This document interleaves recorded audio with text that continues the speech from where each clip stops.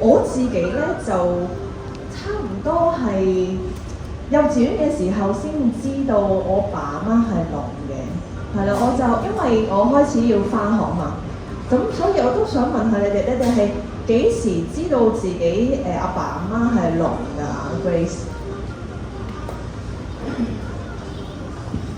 我唔係好，即係我可能好自呢件事對我嚟講好自然，所以我冇 realize 係咪聾呢樣嘢，但係我諗反而係realize，所以我記得小學嘅時候可能會有老師即係知道爹哋媽咪聾人，咁就話咁你爹哋媽咪係聾人，咁你會唔會唔開心？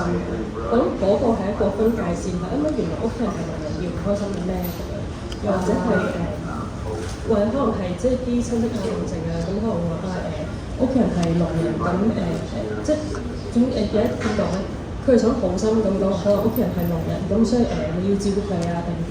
咁我諗嗰下會覺得有啲即係有一啲嘢嘅有陣嘅，但我冇 realize 都即係對我嚟講，我即係就係咁樣嘅家庭，所以冇特別覺得聾人與唔聾人嗰個。哈哈你自己咧？唉，幼稚園我就知㗎。係啊，你點知㗎？因為我 Miss 住喺我對面。嚇？咁咧就個個咧，其實啲街坊都好多眼光，即係佢哋咧唔識咩叫，即係聾人係咁嘅咁奇怪，佢好奇怪。其實我覺得細個係好大壓力嘅，但係我覺得自己好似好怪物，但係我覺得自己唔知，即係係咯，究竟我係咩咧咁樣，所以我就即係人哋用奇異眼光望住你，就覺得我係咪好怪啊咁樣？明白。阿 Sally 咧？我好細個就知，因為細個媽咪已經帶我去翻老人中心嗰度玩啦，所以已經好細個就已經識得啲其他嘅唔同嘅聾人啦。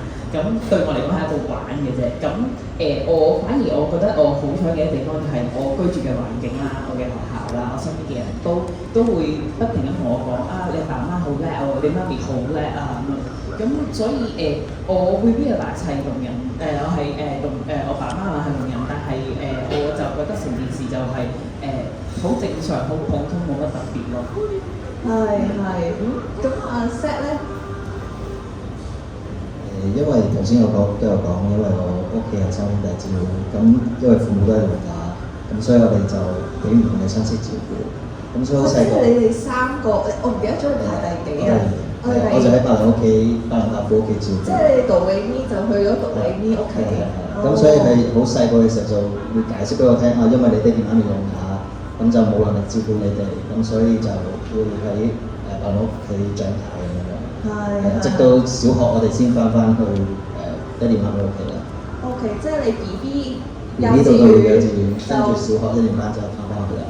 咁係咪好陌生定係覺得我？開始嘅時候好陌生，但係因為細個嘅時候伯倫嗰邊比較嚴啊，但係媽咪同爸爸係好放縱，所以係好開心嘅。其實放養嘅。係啊，冇錯，所以其實係都係，所以唔會覺得陌生，所以好開心嘅每次翻去都。我明你。阿鐘。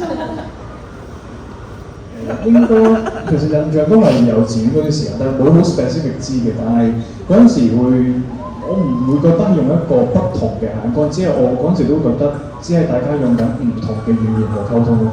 即係人哋有用英文，人哋用中文，我用手語啊嘛。你幼稚園已經覺得？我唔想，即係我因為細個時候就已經要同即係幫爸爸媽媽翻譯嘅時候，即係我有同即係老師溝通啊，同同學溝通朋友，即係傾偈嘅時候都會覺得。純粹大家用緊唔同語言啫，即係所以以前係會咁樣諗咯，所以就係咯，對我冇乜太特別嗰啲位。係，哇，好成啊，再我。